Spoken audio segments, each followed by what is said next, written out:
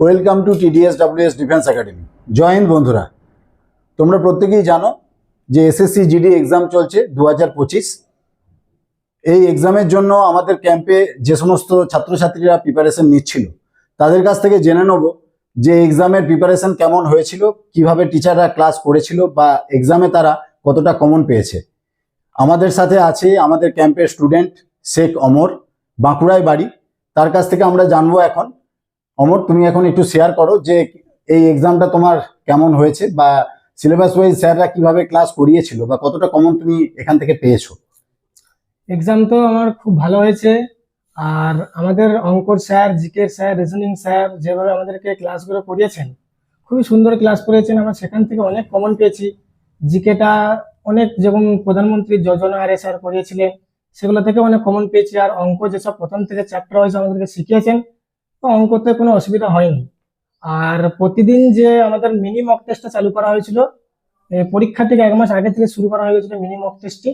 অঙ্করও mini mock test, জিকের mini mock test, ম্যাথের mini mock test, এগুলো থেকে আমি অনেক সাহায্য পেয়েছি। এগুলো থেকে আমি যত পরীক্ষাটা অনেকটা ভালো হয়েছে, বেশ করে মিনি মক টেস্টের জন্য। স্যার এই যে মিনি মক টেস্টটা চালু করে প্রত্যেকটা ছেলেরই পরীক্ষা ভালো হচ্ছে, আর আমারও পরীক্ষা খুবই ভালো হয়েছে আমাদেরকে। আচ্ছা, তোমার এক্সাম ছিল কালকে 11/2/2025। তো তুমি যে এক্সাম দিলে বা এক্সামের প্রশ্নপত্র কোন কোন চ্যাপ্টার থেকে ওর এসেছিল, কোন ম্যাথগুলো বেশি করে এসেছিল পরীক্ষা? ম্যাথ অতটা কঠিন আসেনি, যতটা এসেছিল। কিন্তু আমাদের স্যাররা যে হিসাবে ম্যাথগুলো পড়িয়েছিল আমার তো কঠিন মনে হয়নি। আমাদের স্যাররা খুবই সুন্দরভাবে ম্যাথ পড়িয়েছিল। ম্যাথের যেমন পার্সেন্টেজ থেকে দুটো এসেছিল, প্রফিট লস থেকে দুটো এসেছিল, গড় গতিবেগ থেকে দুটো কোশ্চেন এসেছিল। আর এদিকে 2 বছর 3 বছরের সরল সুদ এবং চক্রবৃদ্ধি সুদের মধ্যে পার্থক্য অঙ্ক এসেছিল। ম্যাথ ঠিকই ছিল, ইজি টু মডারেট ম্যাথের লেভেল মোটামুটি ঠিকই ছিল। আর জিকে থেকে এসেছিল, সংবিধান থেকে একটি কোশ্চেন এসেছিল। আর ভূগোল থেকে কোনো কোশ্চেন আসেনি।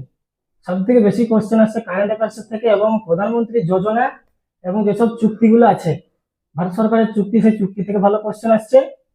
আর হিন্দি তো ঠিক আছে, ইজি টু মডারেট মধ্যেই, কিন্তু কিছু কিছু দুটো একটা কোশ্চেন একটু মডারেট করে দিয়েছে, যেগুলো কিন্তু অ্যান্সার করা যাবে। একটু সেগুলোর পিছনে একটু 20 সেকেন্ড কি 30 সেকেন্ড টাইম দিলে সেগুলো অ্যান্সার করা যাবে।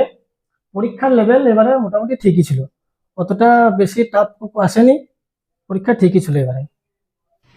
আচ্ছা, তুমি এক্সামে কত নম্বরে অ্যান্সার করে এসেছো? আমি তো স্যার 76টা মোট আমি অ্যাটেম্প করেছি।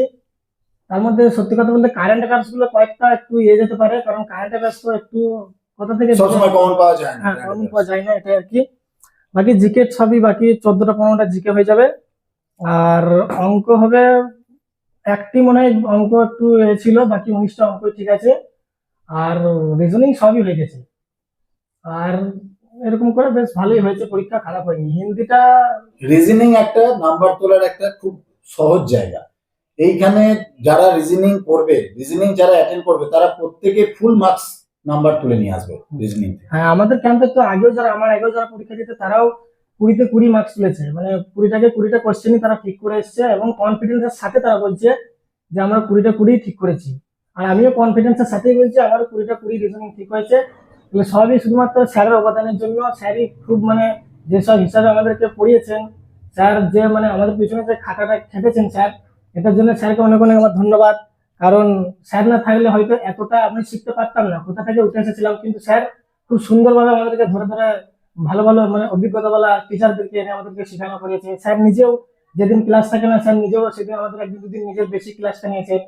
অনেক কিছু স্যার আমাদের পেছনে অনেক কিছু খেটেছে। আর সত্যি কথা বলতে স্যার যেসব অঙ্কগুলো পড়িয়েছে সেগুলো থেকে অনেক কমন পেয়েছি। সবই কমন বলতে গেলেই চলে, সেই চ্যাপ্টারের বাইরে আর কিচ্ছু আসেনি। সবই সেই চ্যাপ্টার থেকে এসছে, শুধুমাত্র নাম্বার চেঞ্জ হয়েছে, আর কিছুই নেই। তোমরা যারা বাড়ি থেকে পড়াশোনা করছো তারা আমাদের একাডেমি অবশ্যই জয়েন করতে পারো। যদি একাডেমি জয়েন করা তোমাদের পক্ষে সম্ভব না হয়ে ওঠে, আমাদের যে সমস্ত ক্লাসগুলো আমরা ইউটিউব বা ফেসবুকে ছাড়ি, সেখান থেকে তোমরা যদি ক্লাস করো, কিছুটা তোমাদের হেল্প হবে। তোমরা প্রত্যেকেই চেষ্টা করবে ক্লাসগুলো ফলো করা বা ভিডিওগুলো দেখা।